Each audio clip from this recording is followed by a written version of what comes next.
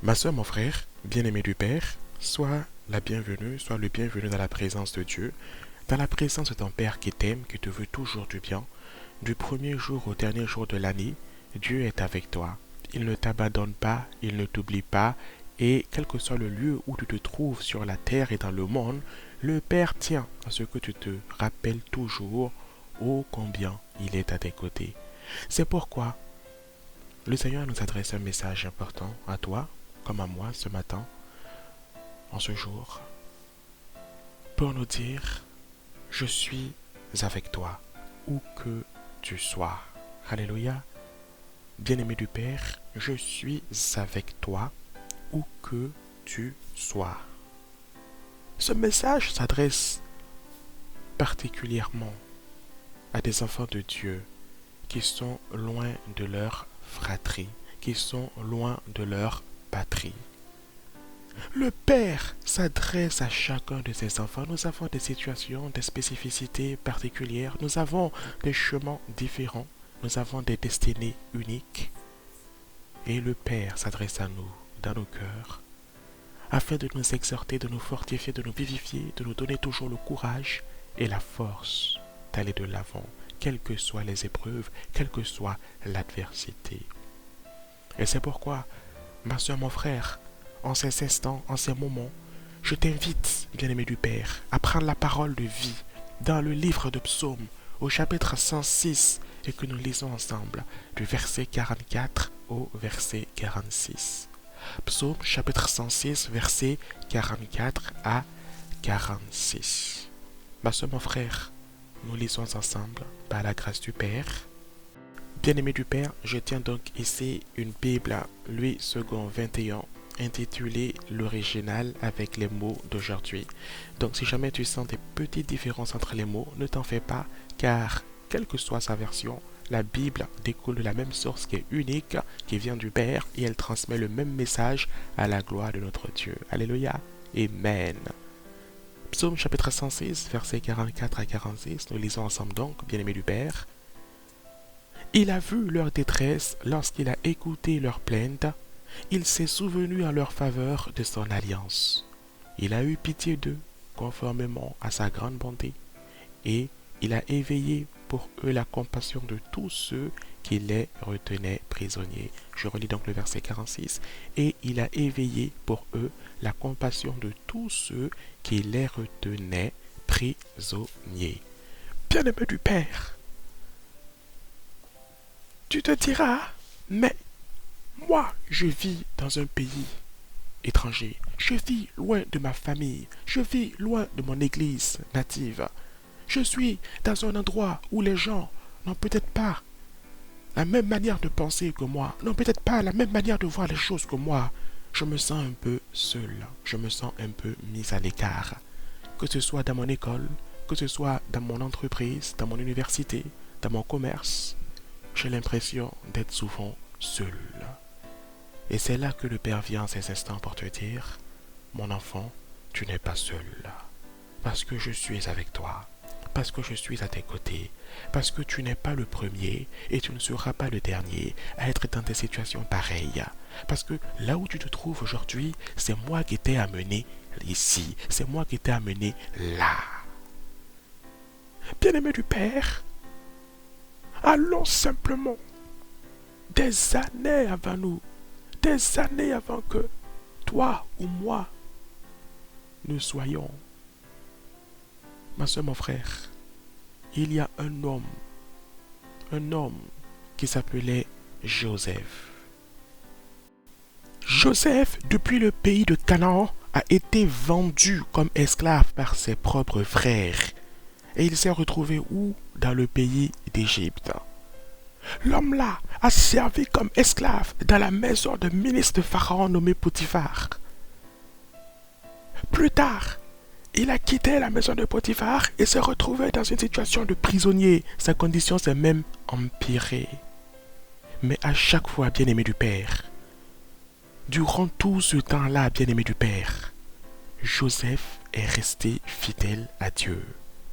En Égypte, il était entouré par des gens qui adoraient des idoles, par des gens qui allaient rendre culte à des idoles.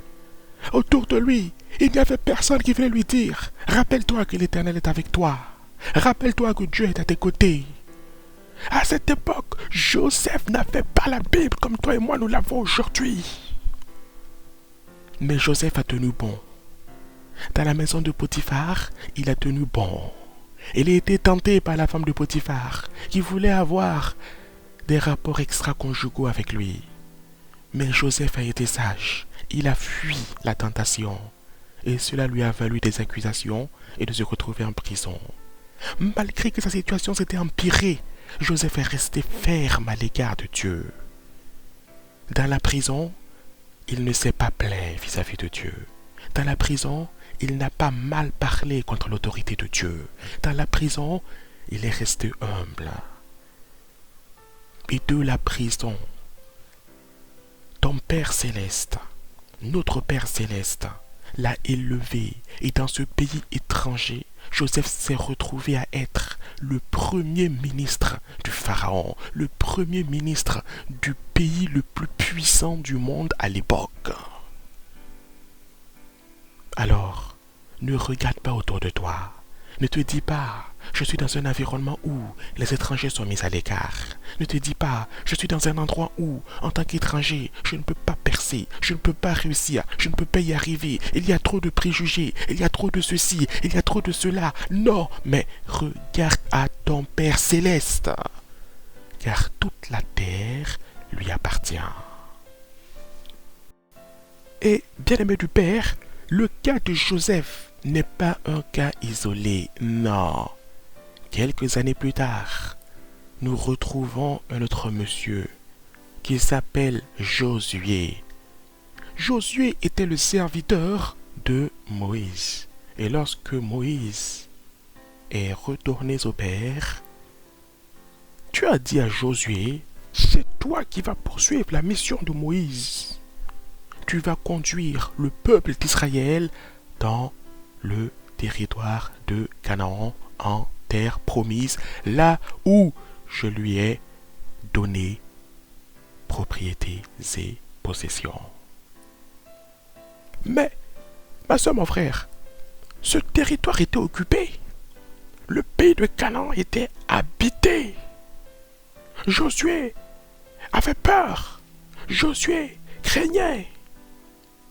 Les habitants du pays n'allaient pas donner leur nation à Israël sans résister.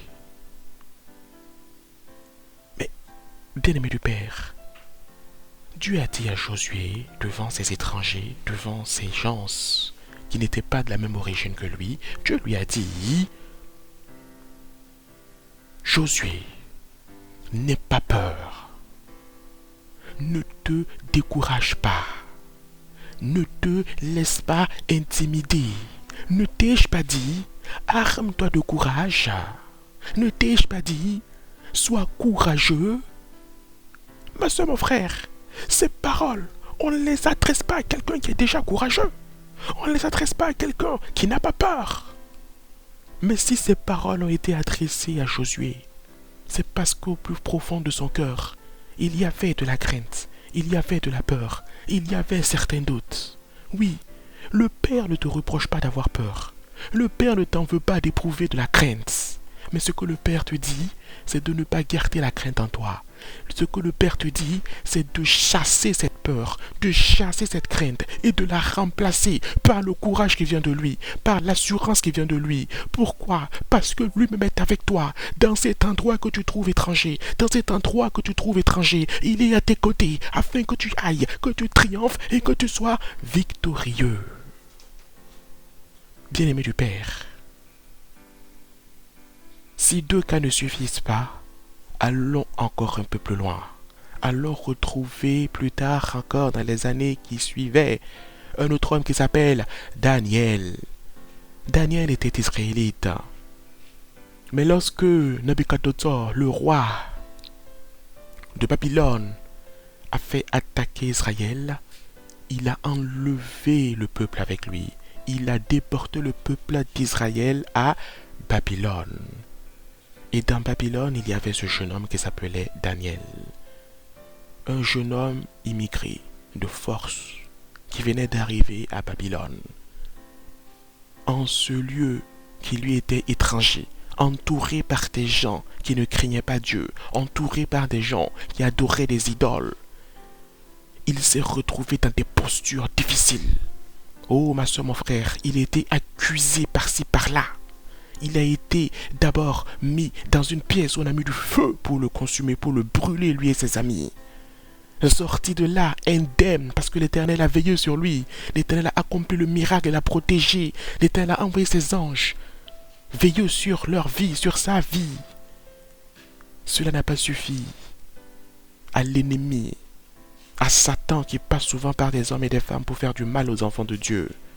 Cela n'a pas suffi donc à l'ennemi qui s'est débrouillé pour que ce même Daniel soit jeté dans un trou, dans une fosse dans laquelle se trouvaient des lions affamés, afin qu'il soit dévoré. Mais Dieu était avec Daniel.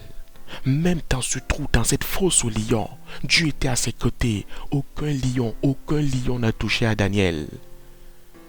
Mais à la fin de l'histoire, ce sont ceux-là qui ont voulu que Daniel soit dévoré par les lions, ce sont ceux-là même qui ont été dévorés par les lions. Parce qu'à la fin, c'est eux qui se sont retrouvés à la place de Daniel dans ce trou.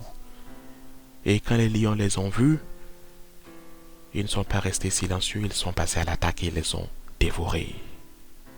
Bien-aimé du Père, quelle que soit la situation que tu traverses aujourd'hui, quelle que soit la situation à laquelle tu fais face aujourd'hui, que tu sois dans une université, dans une école étrangère, où tes camarades de classe te font la force, où les gens te mettent à l'écart, garde la tête haute.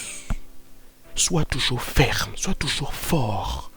Accroche-toi, enracine-toi toujours dans la parole de ton Père Céleste. Enracine-toi toujours à Dieu ton Père.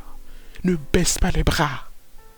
Quel que soit le quartier que tu habites, quelle que soit l'entreprise dans laquelle tu es, quelle que soit la pression que des gens te mettent pour X ou Y raison, ce n'est pas ta famille qui est ton aide, ce ne sont pas tes parents qui peuvent te secourir.